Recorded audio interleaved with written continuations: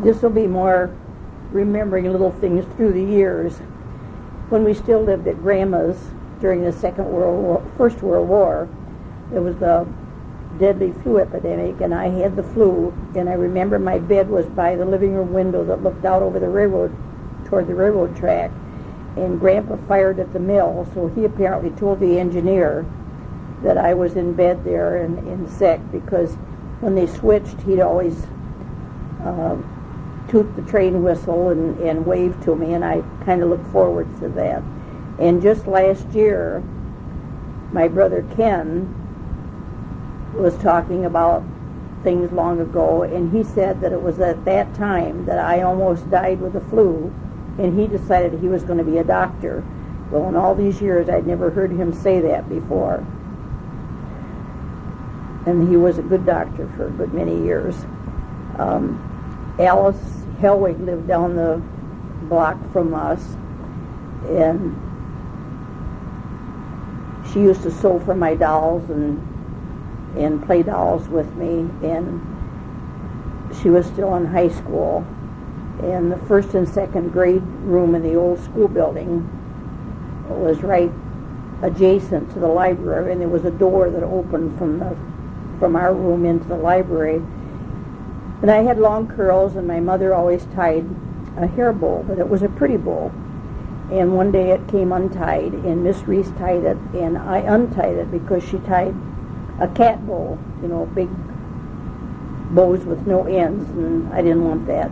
Well, anyway, she reprimanded me, but my mother knew about it before ever I got home from school, because Alice was in the library and she heard all about it. So Mom, of course, then scolded me too and said it didn't make any difference, but it made a difference to me. And then in the third and fourth grade... You said about Alice marrying Dolph. I was kind of upset in later years when Lori Dolph married Alice, and of course then she moved away from the neighborhood, and I missed her because I don't remember that there were kids to play with in the neighborhood. I don't remember that there were any. I remember the neighbors, but I know Elwood Dunmire used to come up to Hellwig's. That was his grandmother. His mother was Florence Hellwig, but I don't remember other ones that were there. And then in the fourth and fifth grade, Esther Gonski Kuhlman was our teacher. She was still Esther Gonski. And that's when Mrs. Kuhlman died, Don's mother, Harold's mother. And while she was off from teaching, Mr. Green took our class. He was a superintendent. And I still remember one of the stories he told about some big tall guy that had a nosebleed, and they had to get a stepladder to get up to turn his nose off. Mm-hmm. Don't remember anything else about that thing. And then in the fifth grade, we moved to the new school building, and Mabel Rosine was our teacher. And she was kind of easygoing. Some mothers said their kids didn't learn anything, but you could learn if you wanted to. She was a good teacher. And then in the sixth grade, we had Daisy Wainwright, and she was a old maid, and very strict, and she had a short rubber hose that, I don't think she ever used it on the boys, but she did the girls. No, she used it on the boys, not the girls.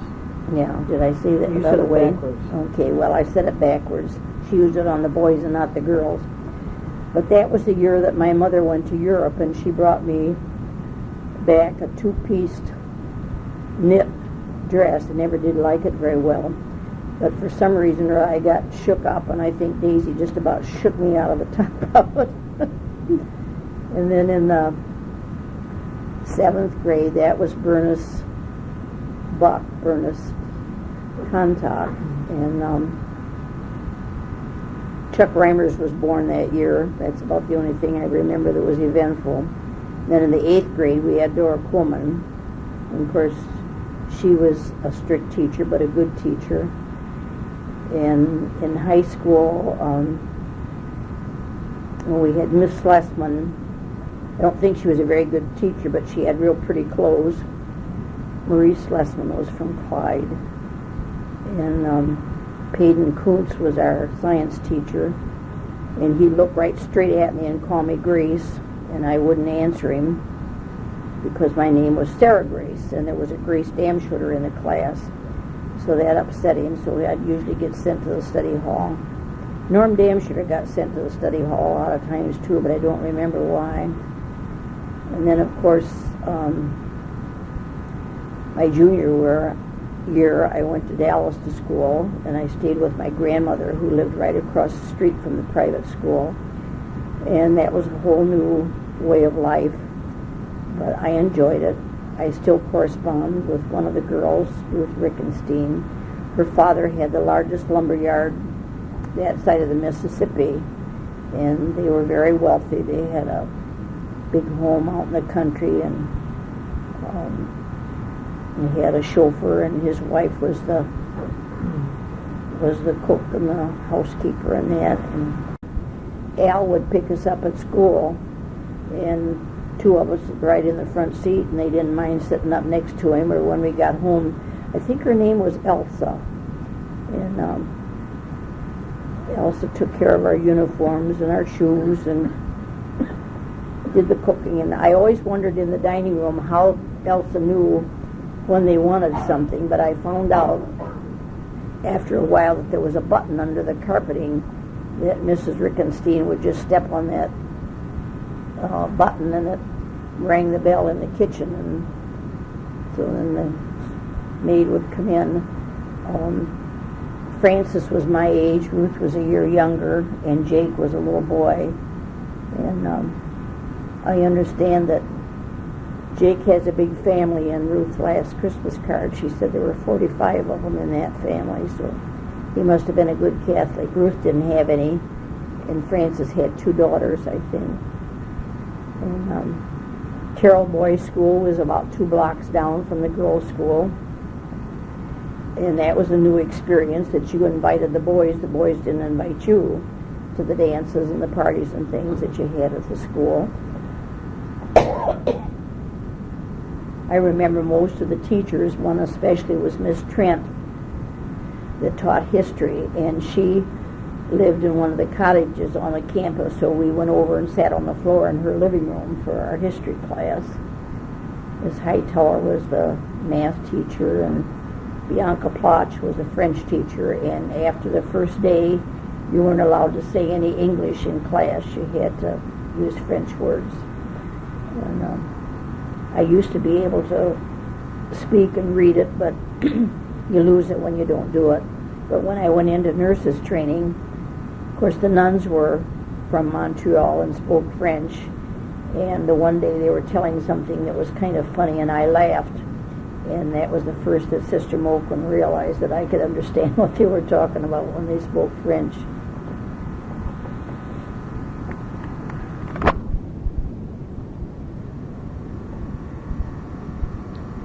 My childhood was a happy one. When we moved into this house, there were lots of kids in the neighborhood to play with. And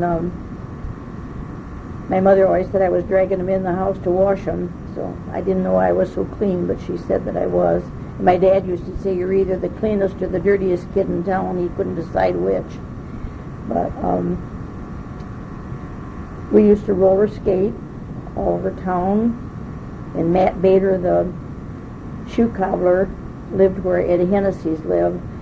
And he didn't like us on the sidewalk, so he used to put things out there so that we couldn't skate on his walk. My brother, of course, was a teenager. Both boys were. And at Halloween time, they would pester the people that were not friendly to kids. So Matt Bader had an outhouse, which a lot of people did. And he stayed in his outhouse thinking that they wouldn't do anything as long as he was there.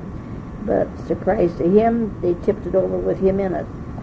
And then Ken tells about back over Haynes over here, they rolled a pumpkin, and they thought that the screen door was closed, and it wasn't, and the pumpkin went right on into their living room. So I think that Bob caught some of them and put their heads under the pump, but I don't know whether Ken was one that got caught or not. He never said. But we used to play Run Sheepy Run and Red Light and a lot of games. It was Kenny Lower and Pete Lang and Hazel and later Sally Damshotter, Sally Druckenmiller, and it was Mirth and Violet Damshotter and Florence and Francis Zabrowski, and a lot of kids to do things with, and we had a lot of fun. Sometimes in the wintertime we walked. If the boys were going, they'd pull us on the sleds and we'd go across the bridge and down 105 toward Woodville to Avers, and there was a hill there that we'd coast. And Bill Tober and I used to go about every night after school and coast down the hill down at Provost, just down at the end of our street. And Reed's Hill was always, that's where Alda Pickard lived, a big brick house, and Mrs. Gallant across the road didn't like, or across the street didn't like kids, so she'd dump her ashes on the hill. But we had a lot of fun when we were kids. We didn't have television to watch and didn't pay much attention to the radio.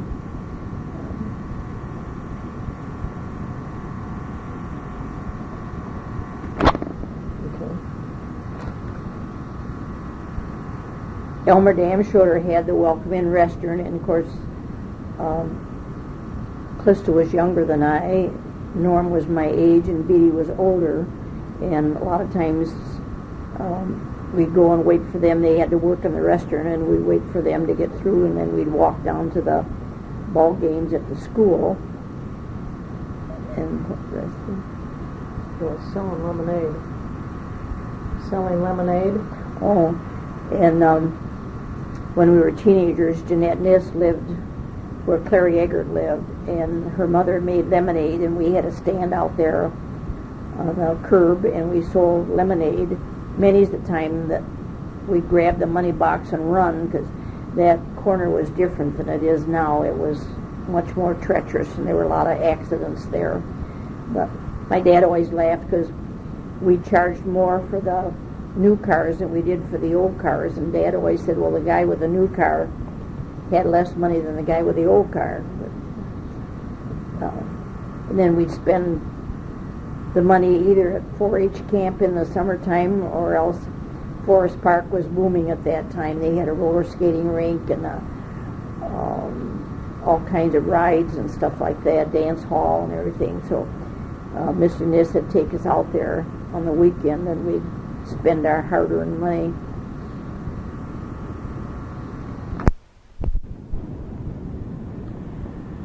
When my brothers were at Culver, we were on our way down there. We had a big box Willie's Night, and just this side of Wasion, some guy crowded Mom off the road. Dad didn't drive a car then. He didn't drive a car until the 1930s. And we went in the ditch, and I had my little finger cut, and it was stitched up with Dr. Botts, and he was about like Gillard Willard at Elmore. He had about as much compassion and personality as anybody. And then that summer was 4-H camp, and Helen Langerman, Jane Cederloff's mother, was the nurse, and she took the stitches out for me. But I can't remember where the camp was, whether what's now Bay Point, maybe. I don't think it was Kelly's Island, although we did go to Kelly's Island for something or other. Can't remember all those little things. Okay, you went to somebody's cottage. Then in youth fellowship at the Methodist Church, the group that went down to Lakeside, we stayed at Charlie Kuhlman's cottage, and the boys always gave us a rough time that week. And it was Donald Anderson and Norm Damshotter and Donald Kuhlman and I don't know, Jim Darling probably, I don't remember who all. But we stayed the whole week at the cottage, and then at night we'd sneak out and go through the fence, go over to Erie Beach. They had a dance hall over there. Louis Waterman played there for years. And I went to the Methodist Church all my life from the time I was little. Mabel Holtkamp was our teacher when I was a little kid, I remember, and Mrs. Yasting was our teacher during teenage years. And then after I was married and back in Elmore, I taught Sunday school for about 25 years. And Tavi Druckenmiller had one of the classes too, and we always were in charge of the Christmas programs, and that was quite a deal to get the kids to do what you wanted them to do when you wanted them, and so that you could hear them. And I guess it's not any different today.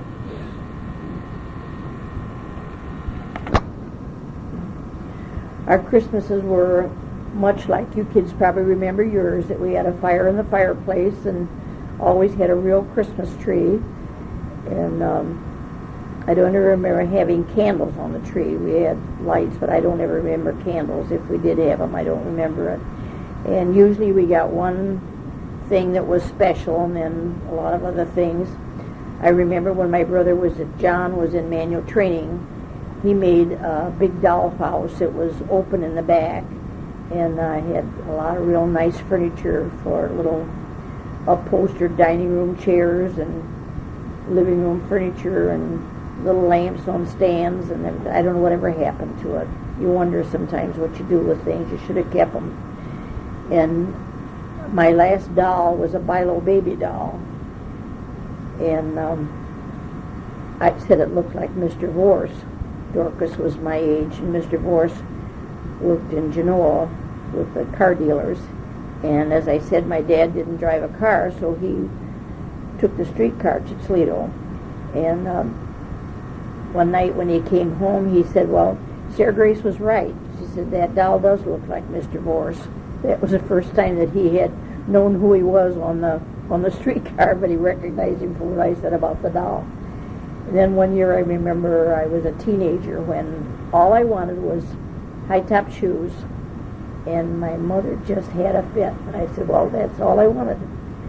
So I think Judy has a picture of me with a fur coat and a plaid skirt and the boys' high-top shoes with a knife in the side.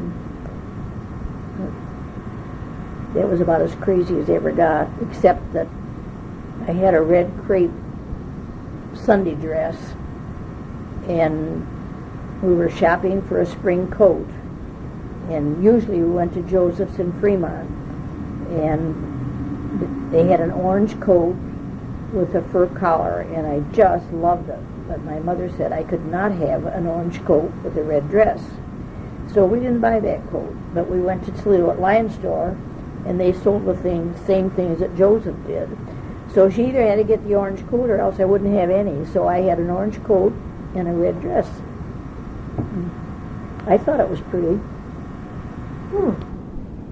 When we were talking about Christmas, I was going to mention that Mom left the dye cups in the kitchen window one Easter after dyeing the eggs. And so that I discovered there was no Easter rabbit.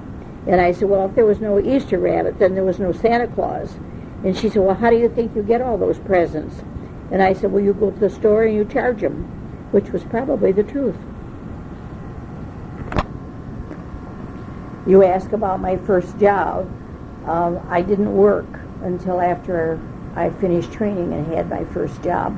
A lot of the girls worked down at the basket factory, but my dad wouldn't let me work there. We did a lot of babysitting, but that was all free. We didn't get paid. We maybe got some orange juice or popcorn or something, but we'd take Marilyn Redmond, she's now Marilyn Deppen, and Maxine Coolman. We'd take them in their buggies and maybe have them all afternoon. And then we'd babysit at night with the kids. I suppose we were only 12, 13 years old. And now Marilyn has Alzheimer's, and I said I offered to help if I could. I said, well, I babysat her when she was little, so I could sit now. But Paul said that they had a lot of family help and everything was going well.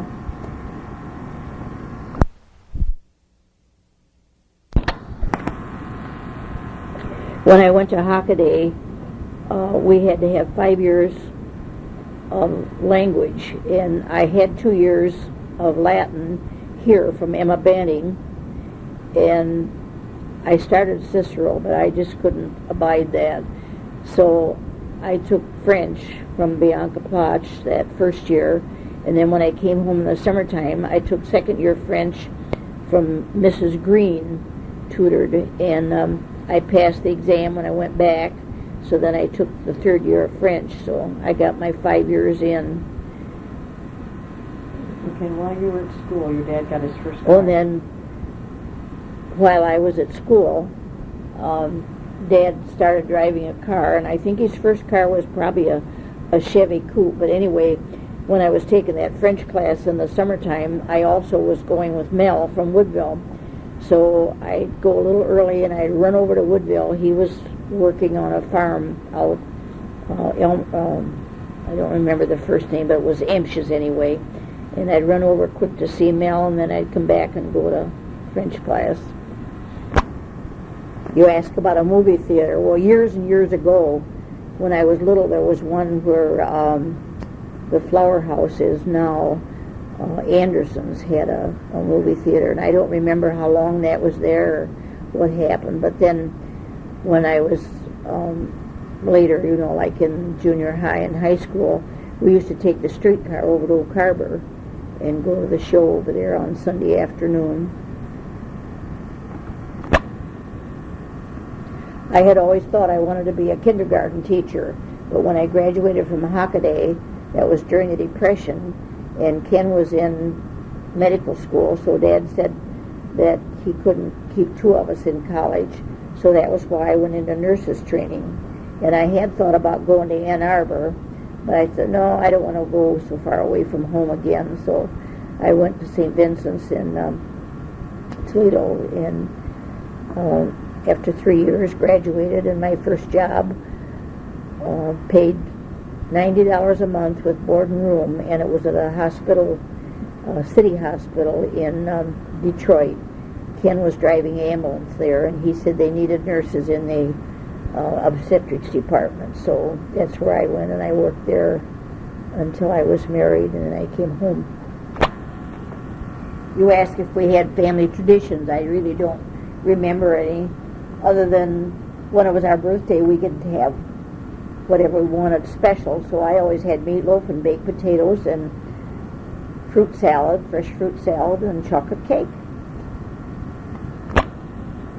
I remember we had free movies where the fire station is. Now that was a vacant lot, and there were just benches. I think they were just boards put on cement block, and every Saturday night where they had, and the cereal was the Riddle Writer, and it was real exciting Western, and you had to go every week to see how things were making out.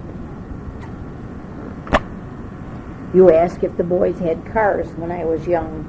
Not very many of them did. Wilbur, they called him Red Damshooter, had an old open car of some kind, but he worked for Langeman Dairy, where Jane Cedarloff lives, and he delivered milk early before school, and a lot of times at noon, he'd bring us home for lunch and then pick us up again to go back to school, because we didn't have a cafeteria. You could carry your lunch and eat at school, but most of the town kids didn't do that, and so we were always grateful for that. And I dated Mel probably in junior high and high school, and they were putting in the new bridge over at Woodville, and there was a fellow by the name of Johnny Hammer that had a car. So Mel used to come over with him, and I suppose Irene went with Johnny. I don't know. I don't remember that. But